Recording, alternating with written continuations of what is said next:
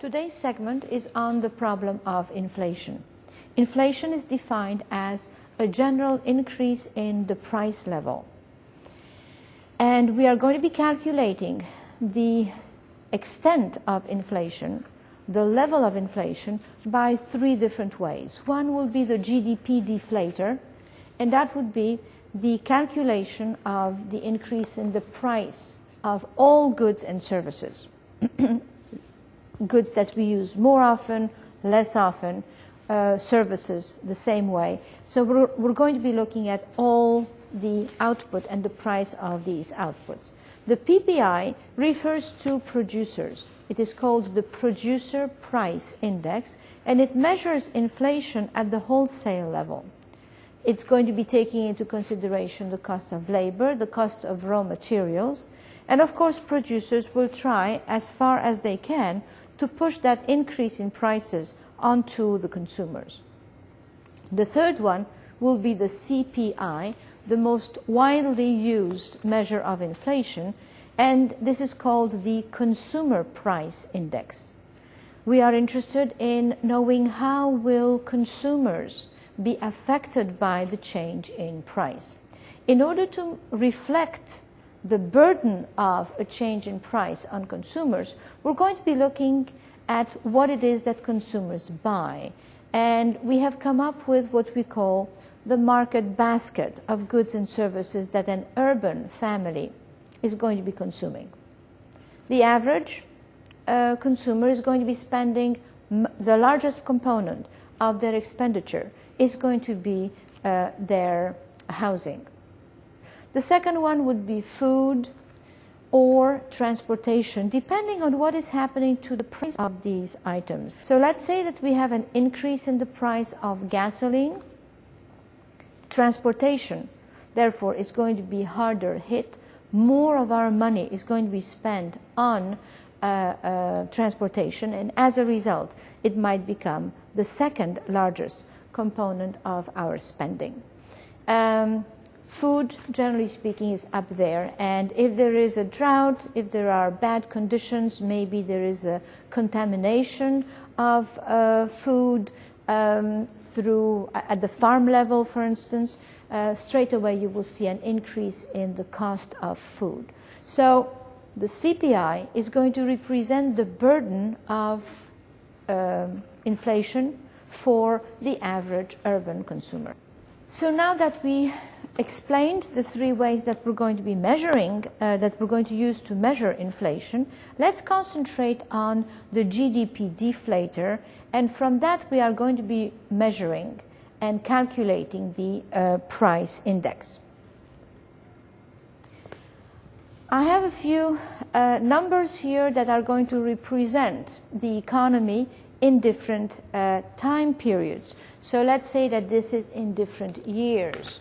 So this is year, let's say 1990, 91, 92, 93, and 94.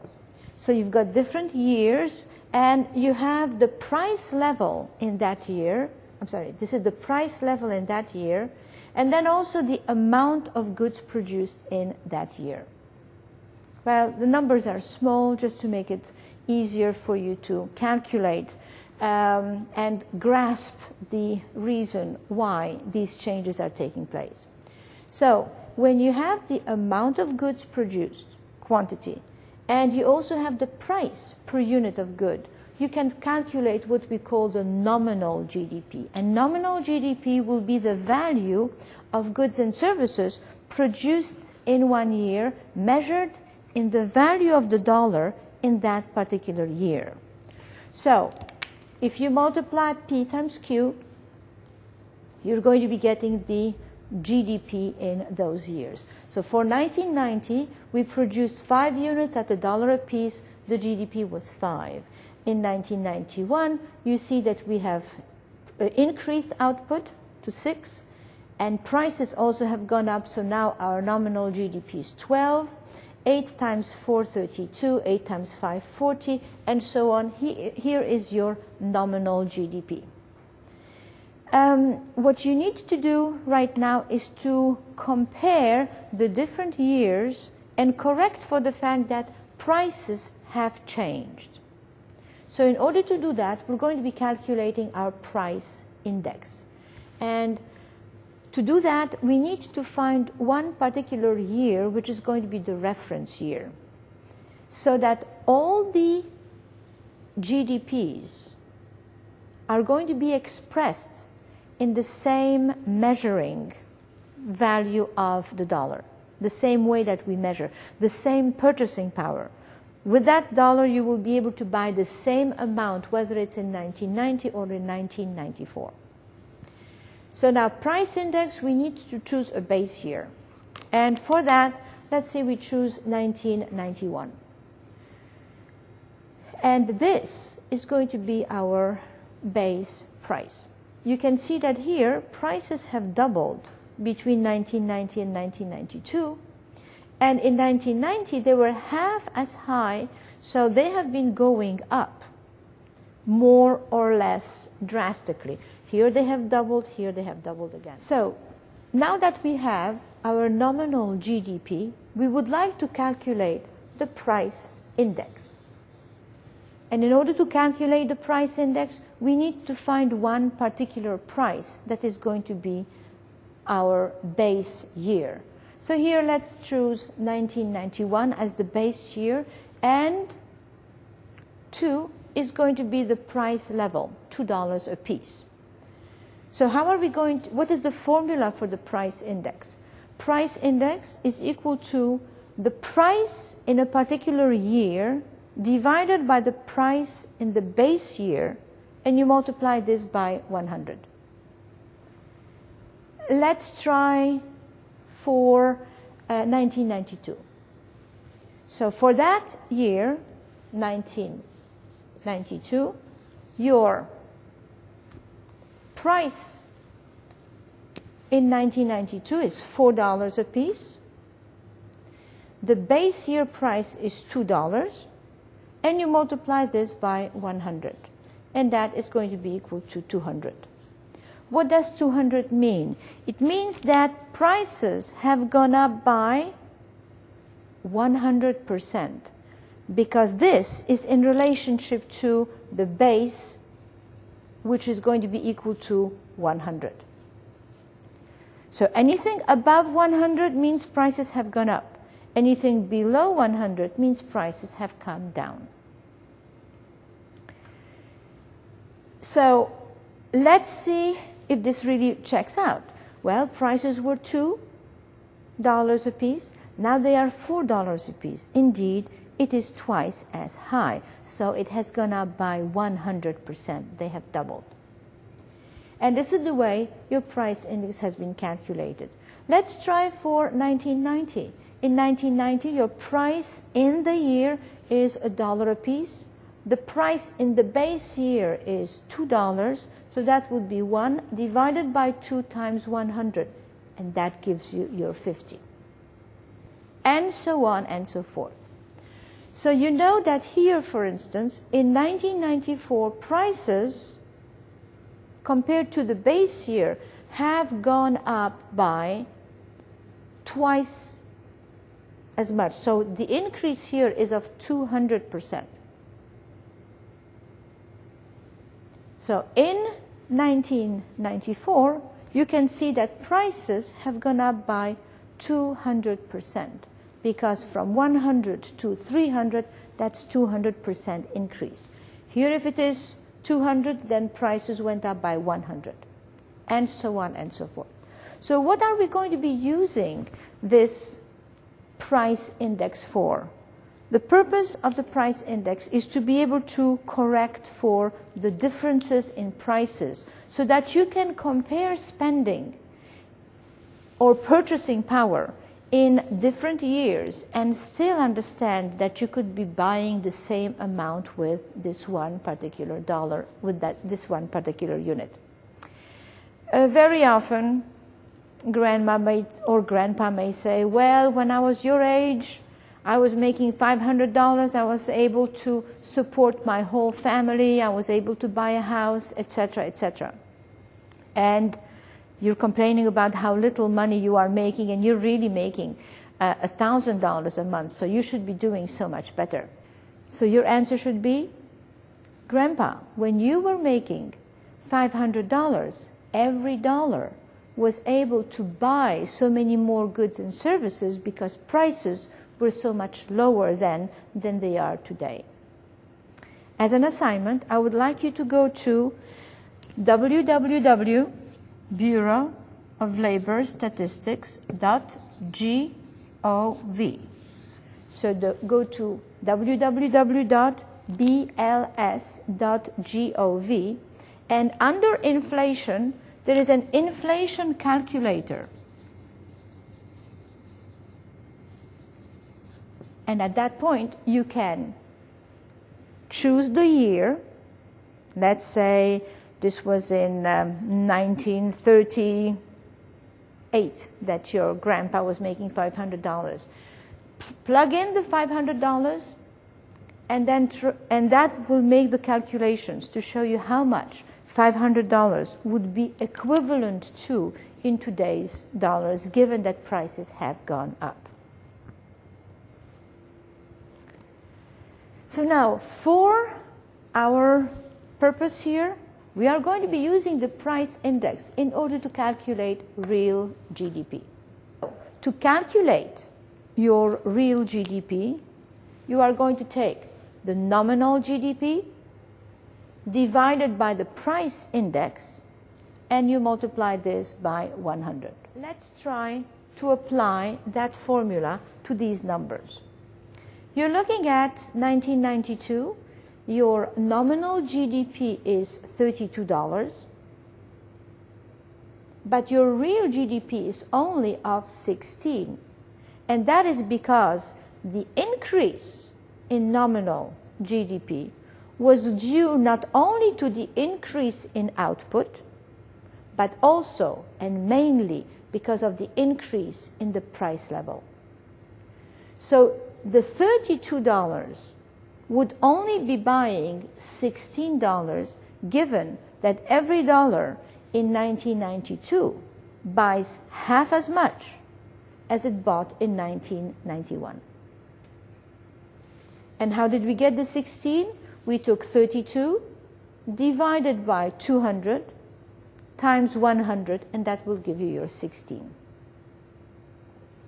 Let's try this one right here. Well, it looks like your nominal GDP went from 12 to 60, sharp increase.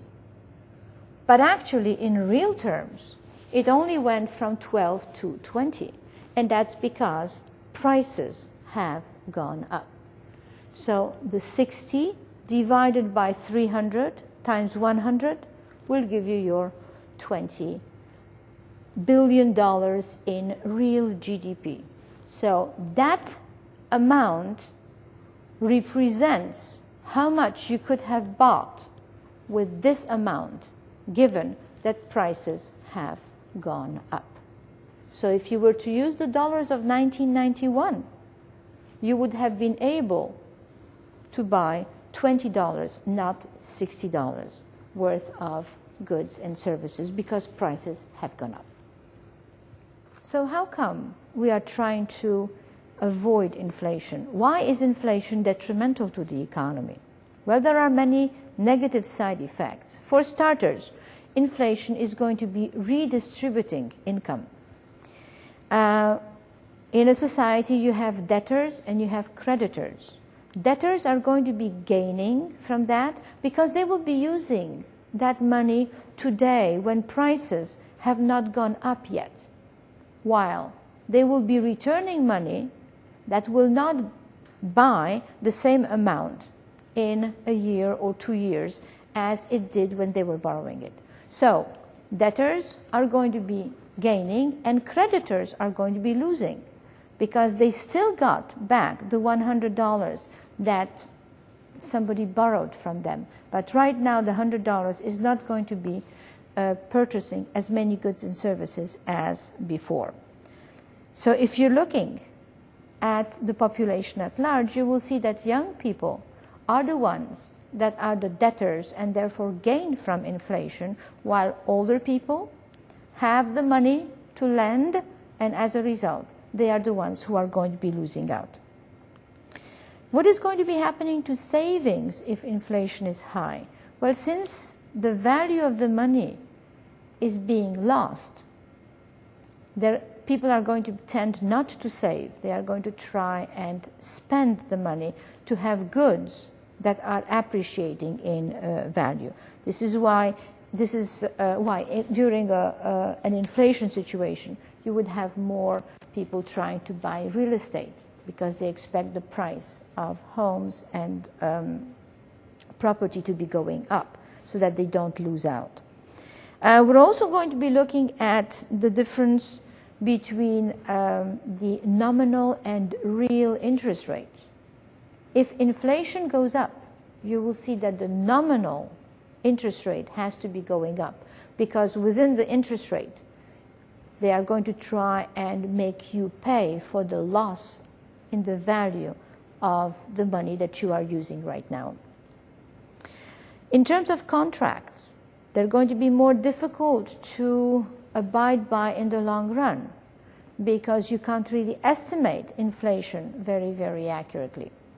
And as a result, people are going to shy away from long-term contracts and try and go into short-term contracts, which will have an impact on output, production, and GDP. Workers will be falling into higher income brackets. You're going to be making more money, but the increase in the amount of money will not be giving you that many more goods. So you may end up in nominal terms to have more money, but in real terms you're not able to gain more goods and services. But it will put you into a higher income bracket, since income brackets are, as we said, progressive.